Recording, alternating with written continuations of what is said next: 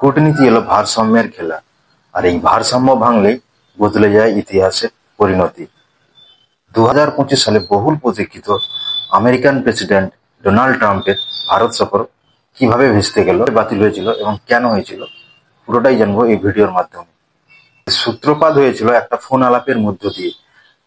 আমরা সবাই জানি, যখন ভারত পাকিস্তানের সন্ত্রাসের বিরুদ্ধে অপারেশন সিন্দুর চালিয়েছিল, সেই সময় নাকি আমেরিকার প্রেসিডেন্টের দাবি এই ক্রমবর্ধমান যুদ্ধ পরিস্থিতিকে নিয়ন্ত্রণের জন্য এবং তাদের মধ্যে শান্তি বজায় রাখার জন্য তিনি নাকি ফোন করে দুই দেশের মধ্যে সমঝোতা করে যুদ্ধটি থামিয়েছে।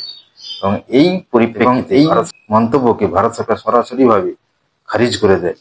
তার ফলে এক পক্ষের দাবি আর এক পক্ষের অস্বীকৃতির কারণে এই বিরোধিতার আবহেই সম্পর্কের মধ্যে আসে প্রথম ফাটল আমেরিকা ও ভারতের মধ্যে। রিজেকশনের ফলেই আমেরিকা ক্ষোভে ফুঁসতে থাকে এবং রেগে লাল হয়ে যায়, এবং সে ওই সময় হয়তো সিদ্ধান্ত নিয়ে ফেলে যে ভারতের উপর কিভাবে প্রেসার ক্রিয়েট করা যায়, এবং সঙ্গে সঙ্গে সে সিদ্ধান্ত নেয় যে ভারতের উপর এক্সট্রা যে শুল্ক, প্রথমে 25% ট্যারিফ লাগায়, তার কিছুদিন পরে 50% পর্যন্ত এই শুল্ক নির্ধারণ করা। আমেরিকার তরফ থেকে এটা শাস্তি বললেও ভারত এটাকে ওইভাবে নেয়নি। ভারতের মতে এটা অর্থনৈতিক দিক থেকে কৌশলগতভাবে প্রেসার ক্রিয়েট করা হয়েছে।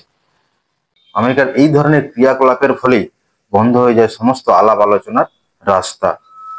আমেরিকা হয়তো ভেবেছিল যে বাকি দেশের মতো ভারতও তার সামনে নত হবে, কিন্তু এটা সে পুরাতন ভারত নয়, এটা নতুন ভারত, নতুন প্রজন্মের ভারত, নতুন চিন্তাধারার ভারত।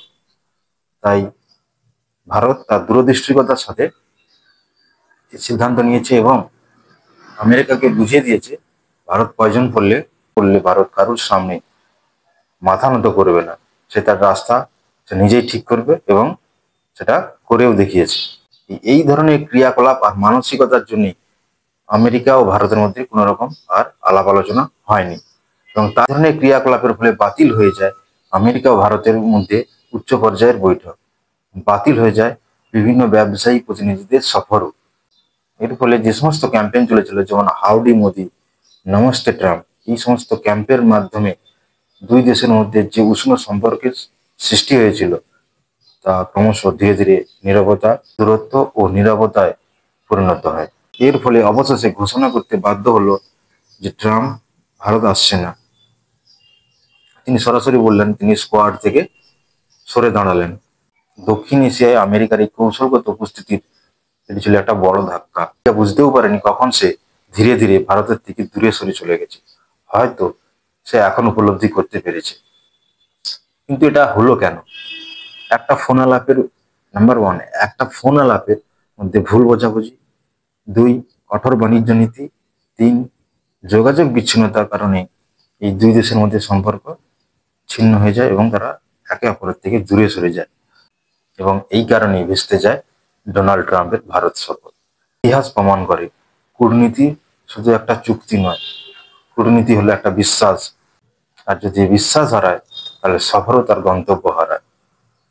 এটাই এখান থেকে জানা যায়। ভিডিওটি কেমন লাগলো অবশ্যই আপনারা কমেন্ট করে জানাবেন। যদি ভালো লেগে থাকে অবশ্যই লাইক কমেন্ট করে দেবেন এবং পাশে থাকবেন। ধন্যবাদ।